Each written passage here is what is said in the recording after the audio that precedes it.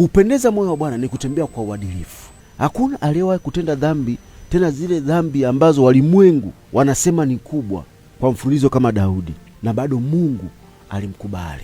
Lakini kwa nini Mungu alimkubali? Alikuwa ni mtu wa kutubu. Unaona? Ule moyo wa uadilifu. Kwa hiyo kuwa na moyo wa uadilifu sio kwamba hautendi kosa lolote au haufanyi dhambi yoyote. Hapana. Ni ule moyo wa toba. Kila wakati unamwangalia Mungu. Kama kuna changamoto imekupata, unamgeukia Mungu. Kama umekosea, unamgeukia Mungu. Kama umetenda dhambi, unamgeukia Mungu. Sasa Mungu anasema kwamba Daudi anaupendeza moyo wake, na maana anatembea kwa uadilifu. Na mpaka Suleimani alipokuja, Mungu akamwambia, baba yako alikuwa anatembea kwa ukamilifu na kwa adili. Mungu akisema unatembea kwa ukamilifu wa moyo na kwa adili, sio kwamba haufanyi makosa au hautendi dhambi. Anachoangalia ni ule moyo wa toba. Baada ya kufanya makosa, umefanya nini? Sasa kuna mwingine anakuwa shingo ngumu.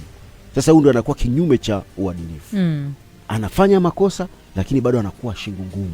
Hata mtumishi wa Mungu akimwita ofisini, anamwambia kuna 1 2 3, asema hapana, mimi sihusiki, mimi nini, anakataa.